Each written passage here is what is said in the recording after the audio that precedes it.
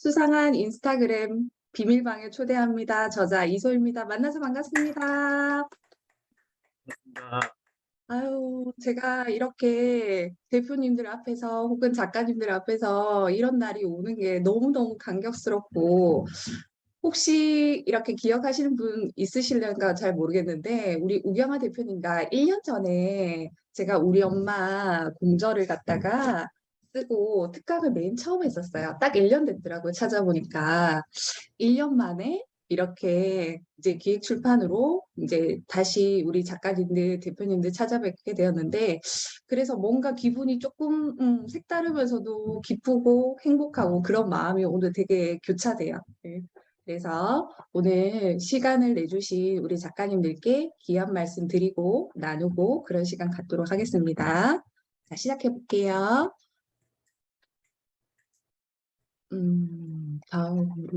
네. 우리 이거 PPT는 우리 권경민 부회장님 거 보고 많이 따라했습니다. 자, 저는 우리 아까 우 대표님이 소개해 주셨다시피 저는 국어를 전공했고 10년 정도 학교에서 아이들과 만나는 일을 했었어요.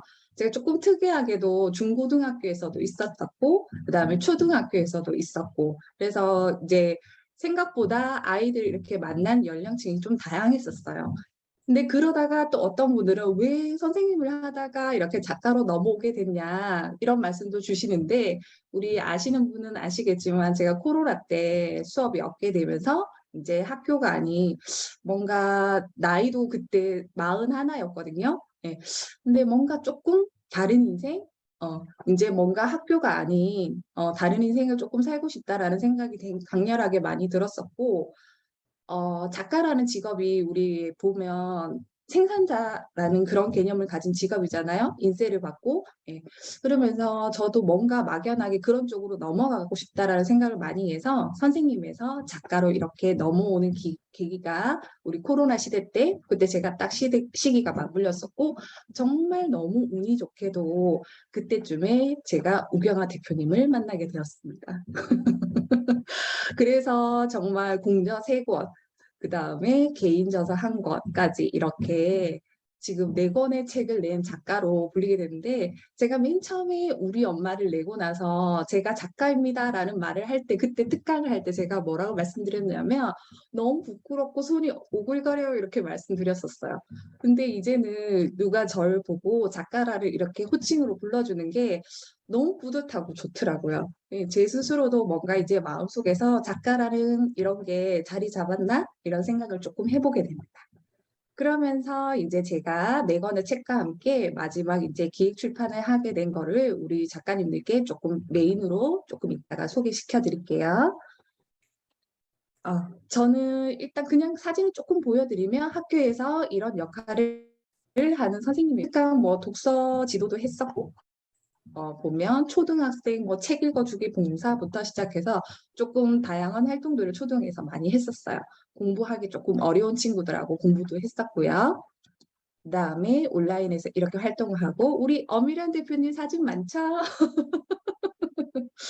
우리 이렇게 제가 보여드리려고 찾다 보니까 우리 엄일현 대표님이 참 열심히 찾아주셨더라고요. 예, 다시 한번 감사드리는 말씀 전하고 싶습니다.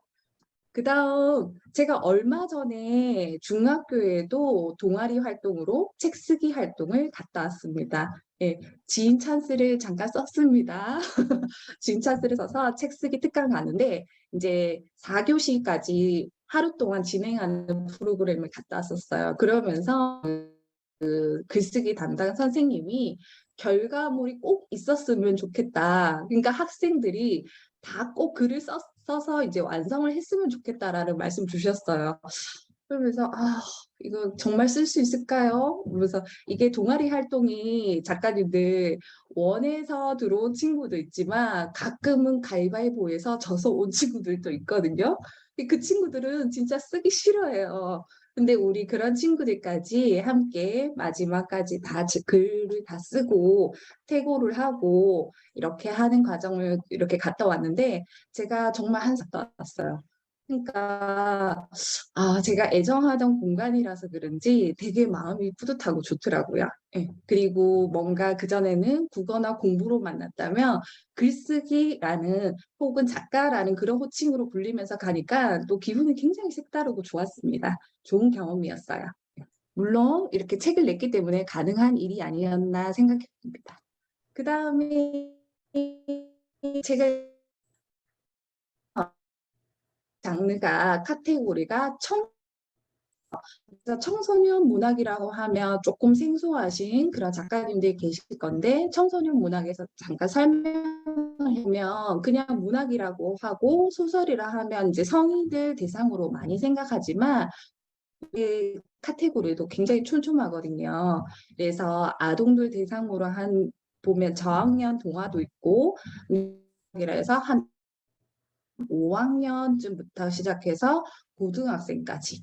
우리 보면 대표적인 청소년 문학이 왜 아몬드 혹은 페인트 이런 책들 좀 베스트셀러 되는 스터디셀러 그렇게 많이 팔리는 그런 책들을 우리 작가님들 한 번씩 다 들어보셨을 거예요. 그런 카테고리 안에 속하는 제가 청소년 문학을 지었습니다. 당연히 제가 학교에서 오랫동안 아이들을 만나면서 있었던 경험들이 제가 책을 쓰는데 제일 밑바탕이 되지 않았을까? 예, 아이들과 함께 하는 게 굉장히 좋은 사람이었기 때문에 첫 책은 아마 이렇게 쓰고 싶지 않았나라는 마음이 들지 않았나 싶습니다. 우리 작가님들, 우리 제 책 표지 어때요? 예쁘죠? 이뻐요. 음, 저도 깜짝 놀랐어요. 이렇게 책이 나왔는데, 이 보면 그림이 하나하나가 책 내용을 알면 의미가 있는 거예요. 네. 그래서 우리 두 번째 키워드가 성장소설. 아무래도 우리 아이들에게 들려주는 문학이다 보니까 성장이라는 키워드를 주제를 잡았고, 그 다음에 나다움이라는 키워드도 주제를 잡았습니다. 그리고 이 모든 소설의 주인공들이 활동하는 그런 큰 배경이 되는 게 인스타그램입니다. 이것도 제가 그냥 한번 여담으로 말씀드리자면 제가 이 책을 갖다가 출판사에 투고할 때는 제목이 아니었어요. 우리 우 대표님 혹시 기억나시나요? 맨 네, 처음에 제가 썼을 때, 1년 전에 제가 이렇게 썼어요 라고 말씀드릴 때. 소녀 비밀 뭐였는데? 소녀 비밀 뭐 아니었어요? 맞아요, 맞아요. 미소의 비밀이 아, 맞아, 있기였어요. 맞아, 맞아. 예, 맞아요, 맞아요. 그래도 우 대표님 얼추 재밌어. 기억을 해주셨어요. 재밌어. 비밀이지, 맞아, 맞아. 맞아요. 근데 어때요? 미소의 비밀일기랑 인스타그램은 참 멀죠. 응. 그런데, 예, 근데 이게 저는 이제 그렇게 어쨌든 가제를 미소의 비밀일기라고 하고 했지만 출판사와 계속 미팅을 해가면서 이렇게 책 컨셉을 잡아가면서 인스타그램으로 바뀌었는데 이 책 제목이 진짜 이게 제가 정말 이게 출판사가 정말 괜히 출판사가 아니구나라는 거를 정말 우리 남궁 작가님도 그때 처음에 책 저서 낼 때 제목을 갖다가 출판사에 정했다는데 정말 책 제목 짓는 거는 출판사에 좀 맡기는 게 맞지 않을까. 예. 정말 그들이 뽑아내는 제목은 정말 기가 막히더라고요. 그래서 정말 이렇게 미팅을 하면서 제목을 바꾸었지만 이제 안에서 벌어지는 이야기들은 이제 비슷한 내용이었습니다. 주인공은 미소로 우리 보면 나옵니다. 그냥 늘 아마 성인이시기 때문에 책을 갖다가 잔인데요. 내용은 그래서 잠깐만 소개해 보자면 우리 사춘기 소녀 13살, 6학년 우리 친구가 겪는 이야기예요. 그러면서 친구들이랑 우리 여자애들 보면 이렇게 특징이 무리를 많이 지어서 놀잖아요. 학기가 시작되면. 그러면서 네 명이 무리를 지어졌는데 미소가 한 가지 실수를 해요. 그런데 그 사건으로 인해서 왕따를 당하기 시작하는 거예요. 그러면서 미소가 왕따에서 벗어나기 위해서 좀 안 좋은 방법이긴 하지만 다른 친구를 공공의 적으로 만들면서 자기가 이제 왕따를 벗어나고 싶었던 거예요. 어린 마음에. 그런데 그게 더 크게 상황을 안 좋게 만들어서 완전 심각하게 상황이 바뀝니다.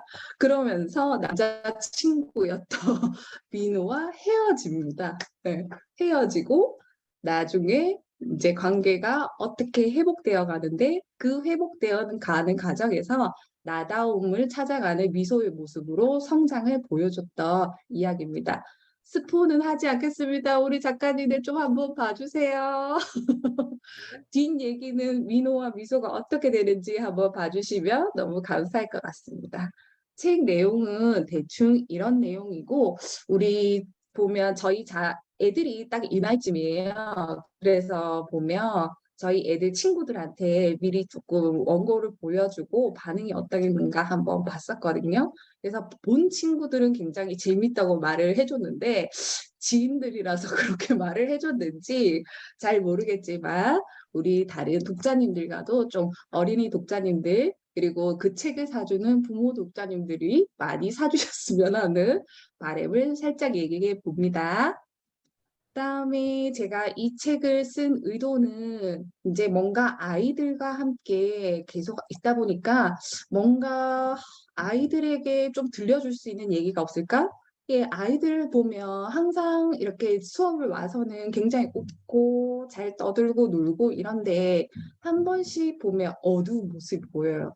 그러니까 각자 뭐 집의 사정 혹은 뭐 공부, 뭐 친구들하고 관계 이런 것 때문에 하나씩 어려움이 다 있다라는 거를 제가 선생님을 하면서 아이들을 가까이 보면서 좀 느꼈던 점이에요.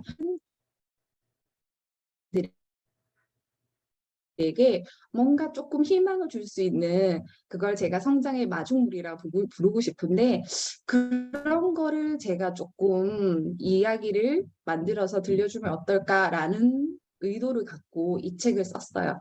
그래서 저희도 그렇잖아요. 저희도 어렸을 때 제가 이 책을 맨 처음 지을 때 코로나 탁 터지고 한 6개월 정도? 그러니까 2020년 한 6월 달쯤에 이 책 했다라는 생각을 맨 처음 했을 때 갑자기 문득 제가 중학교 때 생각이 나더라고요. 근데 그때 어땠냐면 제 단짝이었던 친구랑 서로 우리 우리 작가님들, 대표님들 혹시 그런 경험 있으신가 모르겠어요. 친구들이랑 서로 집에 데려다 주고 그리고 데려다 줬는데 얘기가 덜 끝나고 또 얘기를 하고 싶어서 또 그 친구가 또 우리 집에 데려다 주고 그런 경험이 있었거든요. 그러면서 우리 보면 여자애들은 그럴 때 굉장히 비밀 얘기를 많이 나눠요. 뭐 엄마 얘기, 뭐 남자친구 얘기, 공부가 너무 어렵다는 둥, 뭐 선생님 재수 없다는 둥, 뭐 그런 얘기를 그때 굉장히 많이 나눴었거든요. 근데 그게 갑자기 제 머릿속에 확 떠오르면서 이런 이야기로 제가 한번 글을 지어봐야 되겠다는 생각이 많이 들어서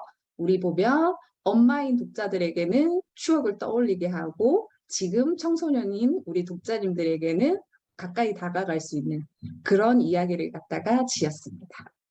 책 내용은 여기까지 소개하고요.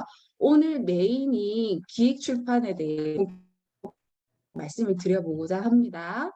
일단 기획출판과 자비출판에 대해서 한번 설명을 해볼 건데요. 기획출판 우리 아시는 분들은 그냥 편하게 들어주시면 좋고 아직 전인 분들은 제가 조금 말씀드리는 거 한번 귀 기울여서 들어주시면 좋을 것 같아요. 기획출판은 일단 출판에 드는 모든 비용을 출판사가 책임지는 겁니다. 네. 우리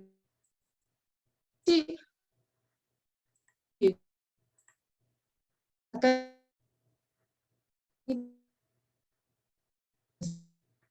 있어요? 글쎄 2,000부를 찍었으니까 많이 거의 뭐 처음에 할 찍으셨네요. 때 2,000부 찍었어요. 그래갖고 네네. 어, 뭐 이것저것 막 맞아. 하고 맞아요, 맞아요. 어머, 2,000부 찍어주셨군요. 저는 1,000부 찍었답니다. 아니 1,000부 찍고 2세가 더 낫지 않나? 아무튼 2,000부 아유, 찍었어. 예. 그래도 가능성이 이렇게 크신 분이 조금 더 많이 찍지 않을까 싶어요. 저는 얄짤없이 1,000부 찍겠다고 말씀하시더라고요. 제가 이 말씀 왜 드렸냐면, 저는 안에 일러스트나 이렇게 컬러로 돼 있지 않아요. 글만 있거든요.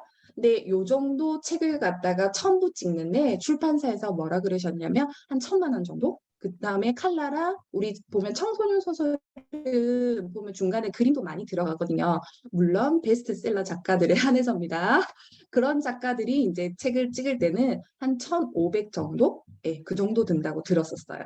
그러니까 그런 가능성을 원고라는 작가를 믿고 출판사에서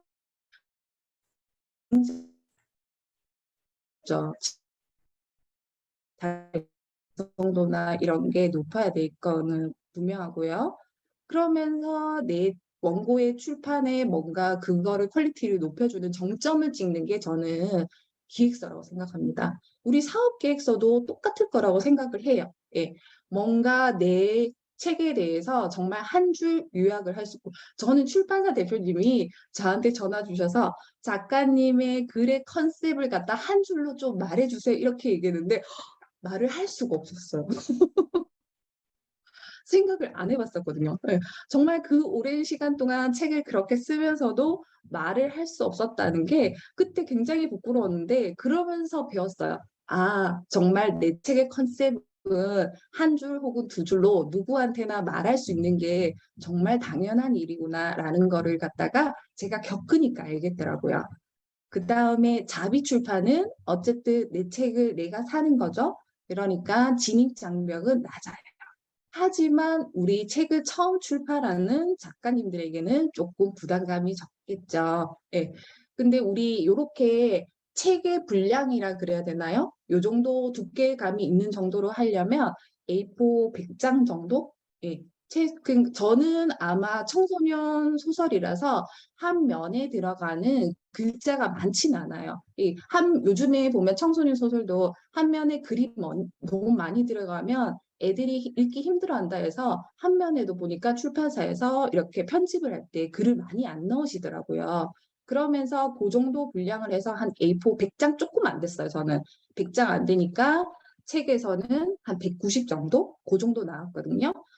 그렇게 정도 초보 작가님이 A4 100장 정도 쓴다라는 게 첫 책을 갖다가 쓸 때는 결코 쉬운 일은 아니죠. 네, 쉬운 일은 아니라고 생각합니다.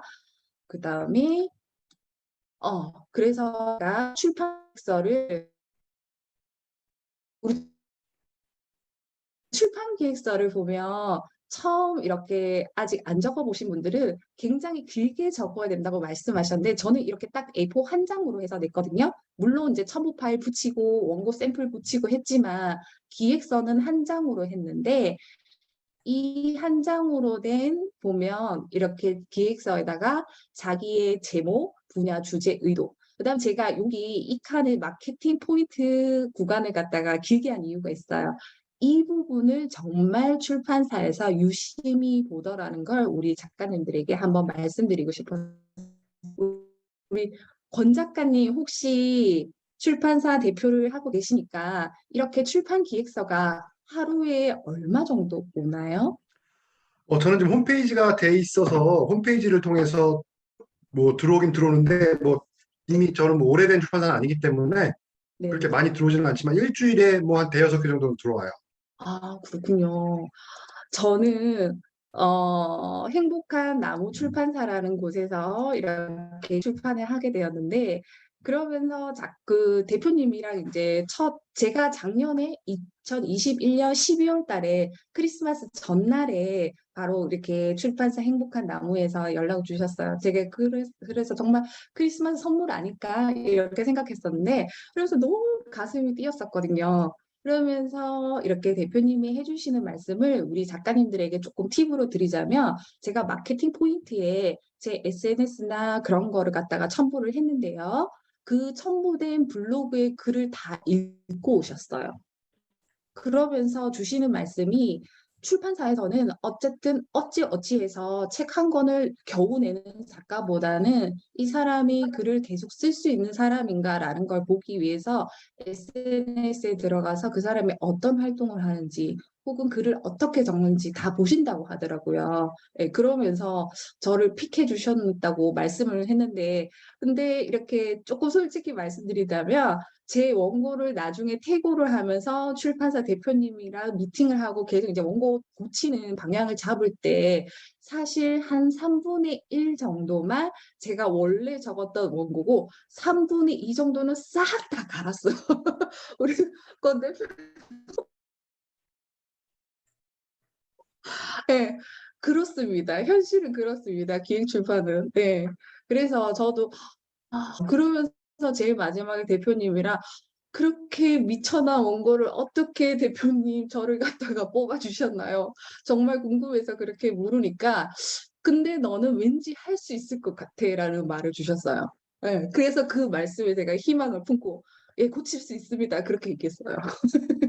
그러면서 태고도 어떤 방향으로 진행했는가도 뒤에 조금 이따가 자세하게 말씀드릴게요.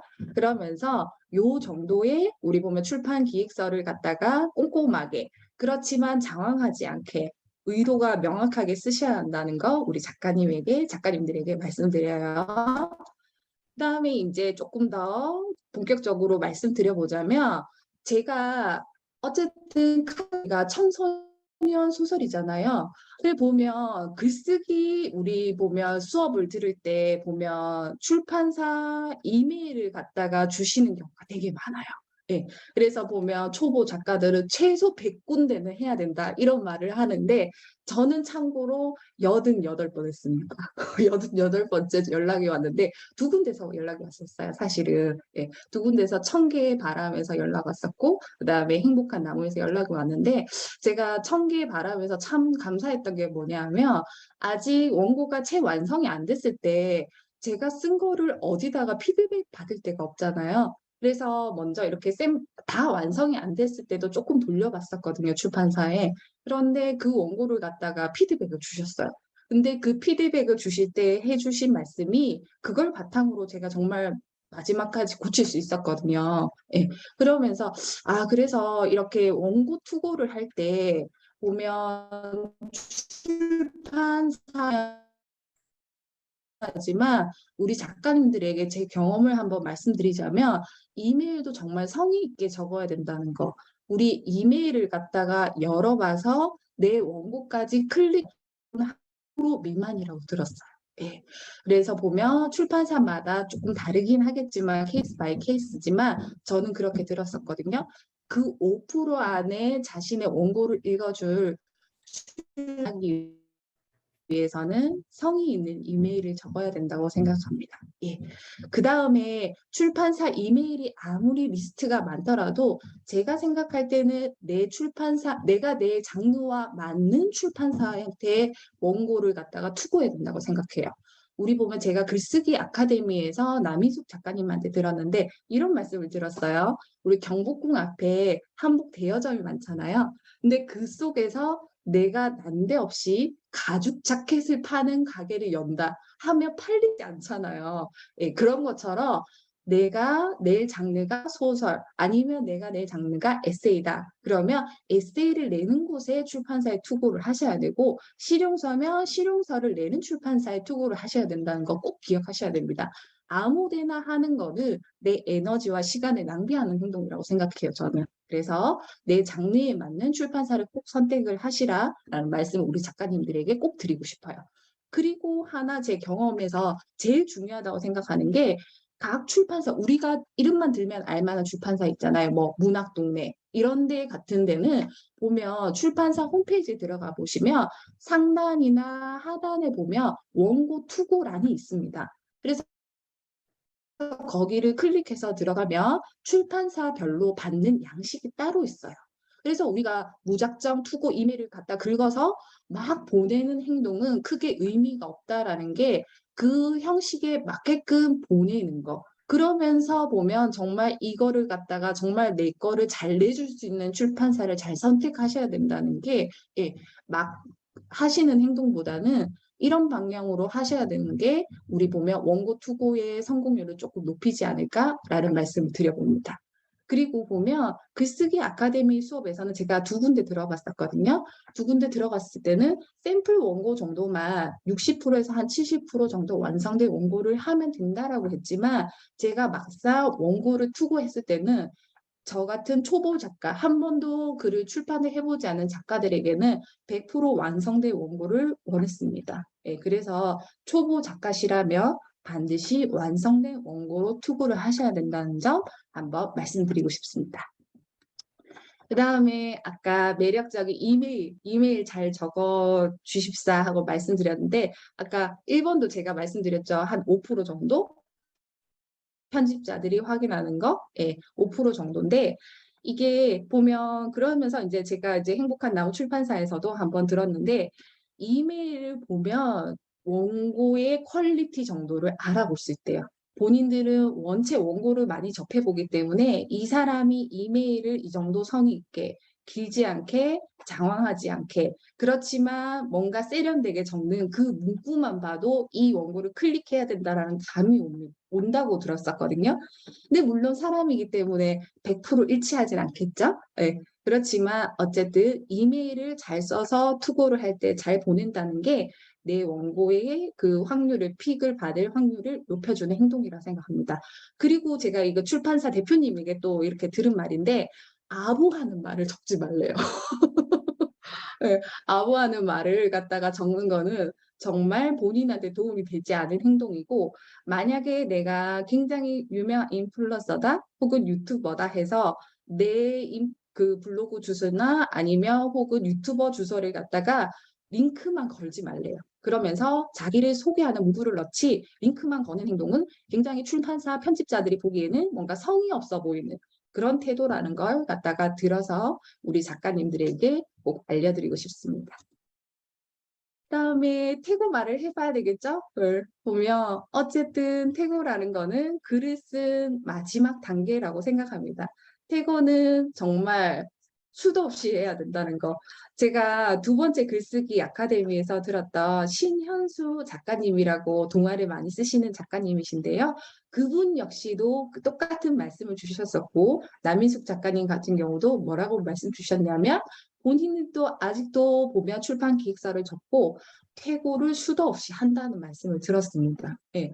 그러면서 정말 퇴고라는 거는 정말 해도 끝이 없는 것이고, 하지만 그 퇴고라는 과정을 거쳐서 내 원고의 완성도를 높여준다라는 거, 이걸 가끔 보면 출판사 대표님께서 뭐라 말씀 주셨냐면 굉장히 싫어하는 작가님들이 간혹 있대요. 네, 그러면서 내 원고는 바꿀 수 없다. 이러면 굉장히 출판하기가 힘들다라는 거.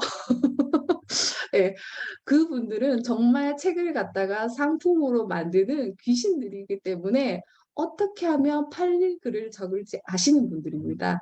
그러면서 반드시 퇴고를 해야 됩니다. 우리 작가님들. 그러면서 저는 퇴고하는 기간이 어느 정도였냐면 작년 12월 달에 이렇게 계약이 되면서 제가 이제 출판사를 미팅하면서 이렇게 고쳐주세요라는 말을 듣고 퇴고해서 다시 고치고 하는 기간이 한 4개월 정도 걸렸었거든요. 네, 4개월 정도 걸렸었어요. 그러면서 정말 많이 괴로워했었는데, 근데 또 한편으로는 이렇게 퇴고하는 과정을 거쳐야지. 우리 보면 아까 제가 처음에 말씀드렸는 게 출판 비용이 한 1,000만 원에서 1,500만 원 정도 든다고 말씀을 드렸잖아요. 그 비용에는 교정 교육하는 비용, 안에 디자인 넣는 비용, 홍보하는 비용, 마케팅 비용, 혹은 유통하는 비용, 그리고 만약에 책이 팔리지 않는다. 그러면 재고 비용까지 다 출판사에서 떠안는 몫이기 때문에 정말 내 작품을 갖다가 독자님들에게 선보일 때는 정말로 완성된 작품을 갖다가 보여야 된다고 생각을 해요. 귀한 시간과 돈을 내고 사주시는 거잖아요. 그래서 그 밑작업이 되고 마지막 작업이 되는 퇴고는 정말 수도 없이 하는 게 지금 생각해봐도 맞다고 생각합니다. 네. 그래서 퇴고는 정말 우리 작가님들이 끝까지 하셔야 된다는 것. 절대 나는 바꿀 수 없어. 이렇게 생각하시면 출판이 많이 곤란하다는 점 우리 작가님들에게 말씀을 드려봅니다. 그다음에 기획 출판 후 달라지는 점 보면 지금 제가 뭐라고 했냐면 2번째 책을 갖다가 이제 계속 이어서 쓸 준비를 하고 있어요. 그래서 그것도 하고 있고 글쓰기 강의도 나가고 있고 그다음에 VOD 준비라고 했는데 제가 어느 순간 짜잔 하고 영상에 나올 날을 기다리면서 이 부분도 좀 준비하고 있습니다. 이 마지막 강연 작가라는 말은 우리 한국작가협회 부회장님이신 권경민 작가님께서 주시는 항상 말씀인데, 강연 작가라는 말을 제가 들었을 때 저는 정말 가슴이 막 두근두근 거리더라고요.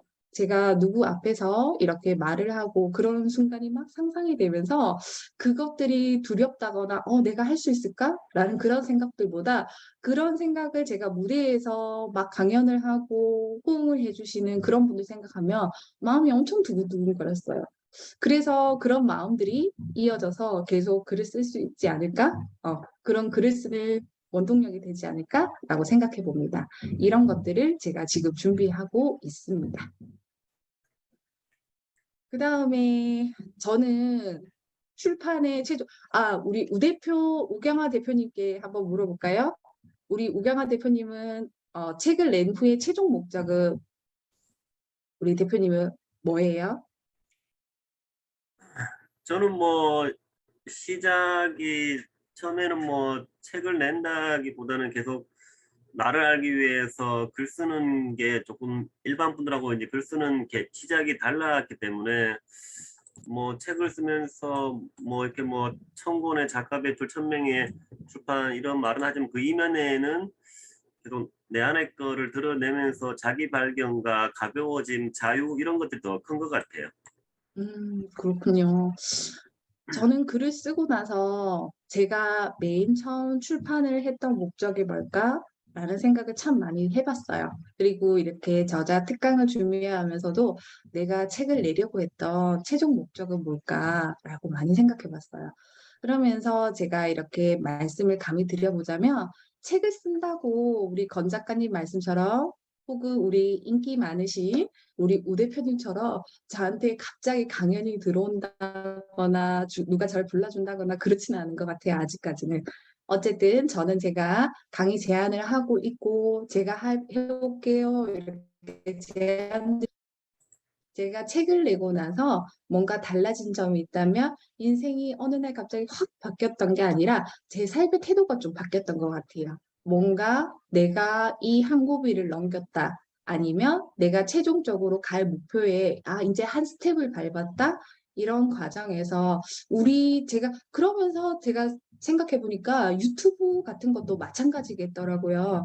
그게 당장 뭔가 열심히 한다고 편집한다고 누가 돈을 주거나 뭐 그런 행동은 아니지만, 어쨌든 내가 다음 스텝으로 가기 위한 첫 번째 발걸음이잖아요. 예. 그래서 정말 책 쓰기가 중요하다.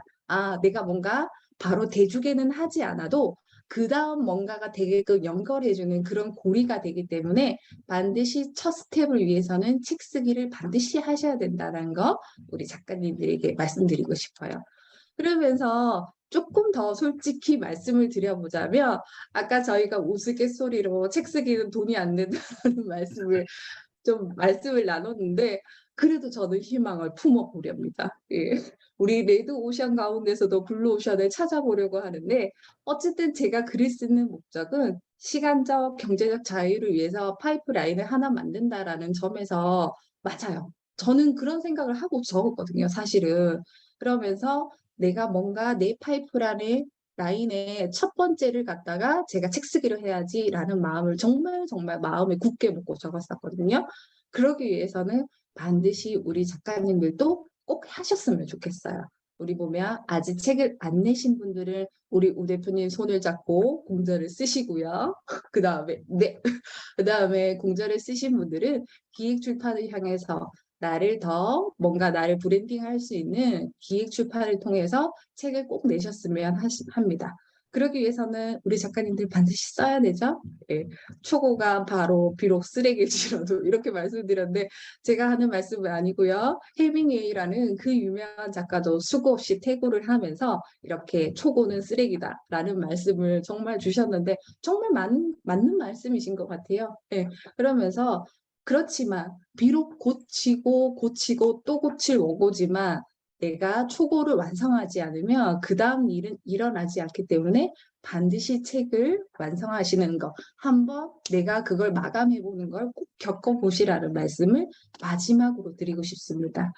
그러면서 제일 마지막은 그냥 어쨌든 제가 엄마였던 제가 이렇게 작가로 데뷔하는 그런 소회를 갖다가 마지막으로 적었는데 제가 드리는 말씀은 근데 우 대표님 조금 짧았는데 괜찮을까요? 괜찮아요. 네. 네, 그러면 우리 궁금한 거 한번 혹은 아니면 강의 소감 같은 거 조금 나누면서 그렇게 마무리를 하도록 할게요.